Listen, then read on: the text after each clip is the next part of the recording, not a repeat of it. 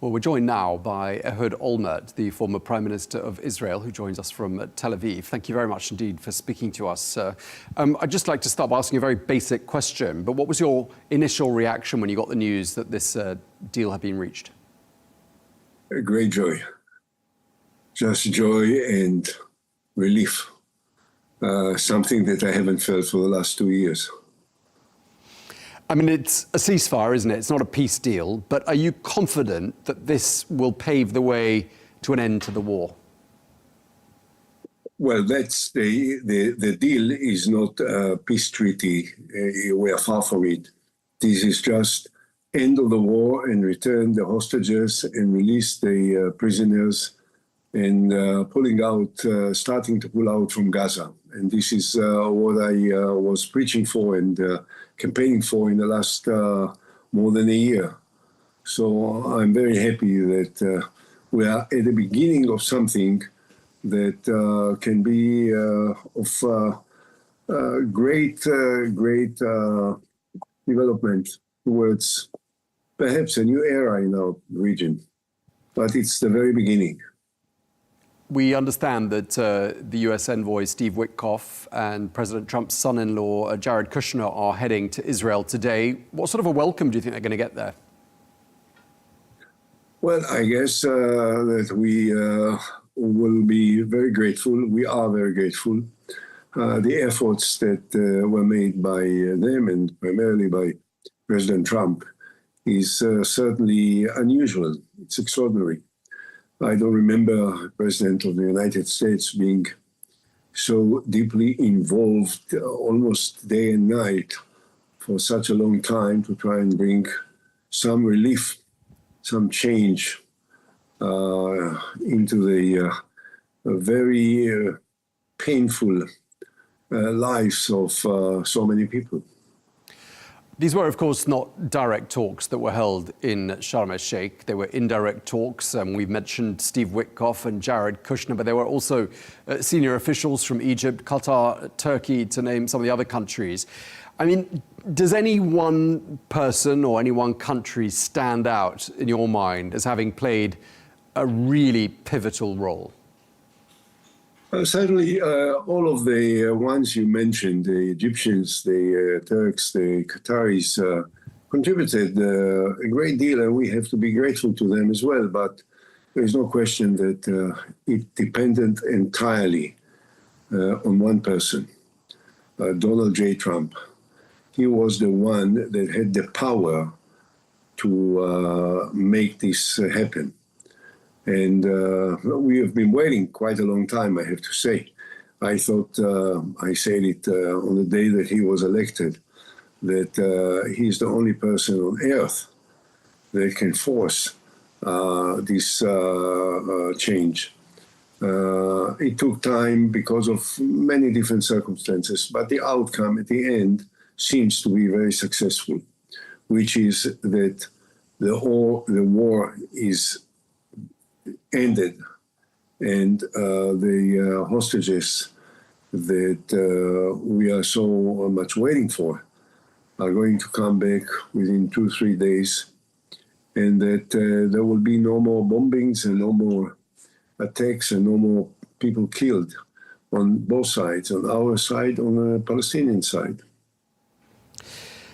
We've had about 10 days to get used to the 20-point deal that President Trump put forward. And when we first saw it and we analysed it with experts, people said it's very simple and there's a lot of detail missing.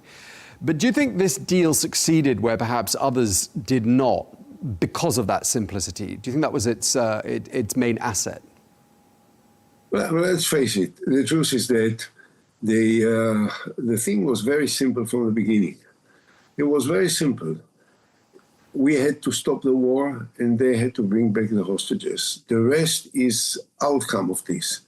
And the only person that had the power to force us to stop the war and to force them to bring the hostages back is Donald Trump.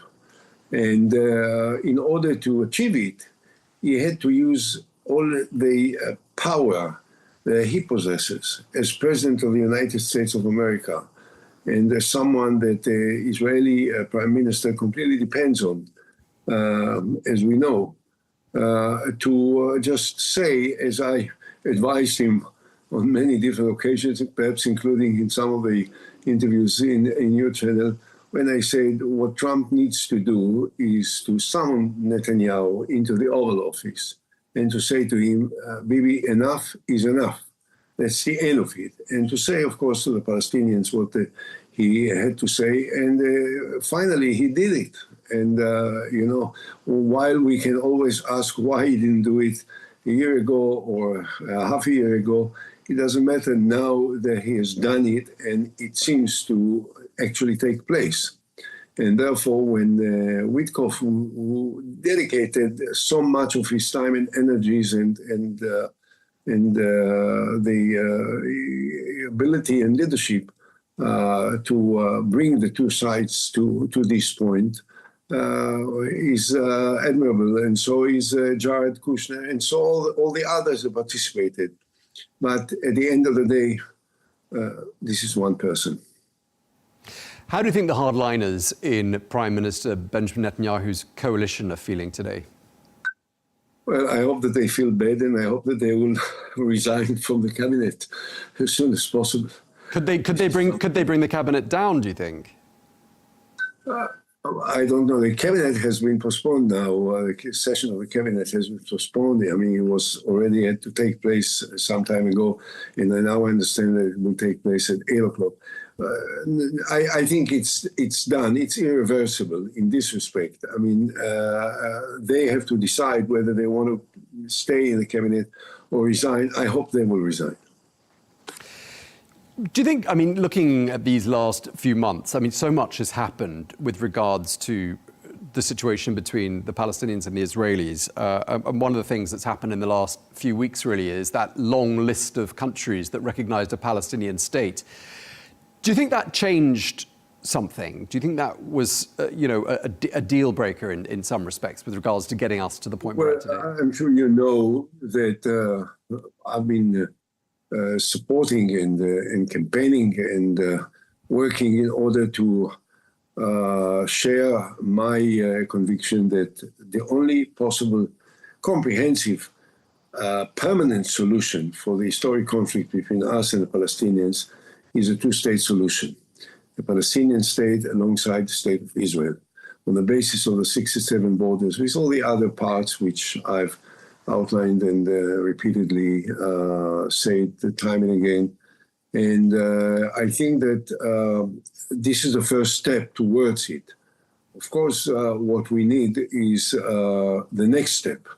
But first of all, we have to make sure that this is accomplished, that the army has stopped the fighting, the Israeli military units are starting to withdraw into the new line, and that the hostages are returned safely, live and dead, back to Israel. Then, of course, it will not be able to remain where it will be. We have to carry on. Otherwise, after a certain period of time, the skirmishes and the confrontations and the occasional shooting from one side to the other side can break everything. So what is done today is the beginning of what may turn out to be an historic point in the history of the Middle East. Now, the positions of the European countries, France and Germany and Great Britain and Canada and others, was helpful in a sense that they keep reminding us that end of the war is just the beginning, is not the end. It's the beginning of something that has to develop. However, without the efforts that were made by President Trump, it may have not changed anything. So we have to recognize and respect the efforts of the European countries, President Macron and Prime Minister Sturmer and Prime Minister Carney and Meloni and Chancellor Marz and all the others, but without the involvement, the assistance, the efforts, the pressure, the leadership of President Trump, it may have not happened. Prime Minister Netanyahu's looked quite vulnerable at numerous stages in the last few years. And of course, this situation in Gaza has meant he's been under an enormous amount of pressure domestically from within his own coalition and internationally. Do you think the release of the hostages and perhaps where we're about to arrive at now, this next stage, and perhaps moving towards a longer-term solution, does this give him a boost? Do you think he looks like he's in a stronger position now?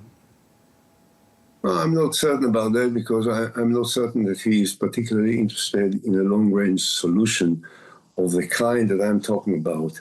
He kept saying all the time that he will never support the creation of a Palestinian state.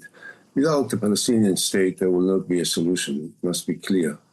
No, I think that he is not necessarily going to be stronger. He perhaps is losing the faith of his supporters on the Messianic groups in his cabinet, and I don't think that a large part of the Israeli population will be seduced now to trust Netanyahu, or after what we have been going through in the last 2 years. I think that he would be very reluctant to enter into an election process soon. But at the end, it's inevitable. We will have elections I believe, in a short while. And at the end of this, we'll have another government. We were talking a moment about a two-state solution and how that's your hope and your wish as an outcome from these diplomatic efforts. How far off do you think that will be now? This is a great question, because normally, wherever I go across the world, I've been through in so many different places, everyone says to me, but how can you imagine that after what happened, after the terrible, terrible, horrific, atrocious killing of innocent Israelis by the Palestinians on the one hand, and then the very aggressive reaction of Israel with so many Palestinians being killed, how can you imagine the two sides coming to some kind of terms, some kind of reconciliation? I think it's possible, and I believe that it may be sooner than most people think, because at the end of the day, what's the alternative? What are we going to do with 6 million Palestinians living in the West Bank and in Gaza? Are we going to be the occupiers forever? Is it going to change something in the emotional attitude of the Palestinians to us and us to them? No. So there must be something else, and the only possible way is a comprehensive understanding about the right of Palestinians to exercise their self-determination, and for us to pull out from territories which are now occupied, most of the territories that are occupied by us in the West Bank, and in Gaza we are starting now, and we have to continue. And I think that I always remember that after the Second World War, had someone told the French and the Germans that the time will come that France and Germany will be the best of friends in the world. No one would have taken it seriously, and yet it happened sooner than most people thought it could. So I believe, but first of all, we have to believe. Then we have to work for it. Then we have to come forward and not hesitate to make every possible effort in order to understand that these are the realities. And at the end of the day, a military victory is much less significant, in my mind, than peace that will end wars and hostilities and bloodshed between the two sides. Just lastly, Mr. Olmert, I mean, this is clearly a diplomatic victory for President Trump, who incidentally may visit the Middle East during the course of this weekend, including Israel, although that's not yet confirmed. Would you say that these developments of the last couple of days boost his chances of getting a Nobel Peace Prize? How do I know? I wish I could answer you. Whether he will receive awarded the Nobel Prize for Peace or not, he will be recognized as someone that has contributed greatly to the good life of many peoples, both in Israel and amongst the Palestinians. And this is a great award which he can take with him for wherever he goes. And he still has a long way to go as President of the United States. Okay, well, we really appreciate you taking the time to speak to us. Thank you very much indeed, Ehud Olmert, Thank you. former Prime Minister of Israel. Thank you again. Thank you.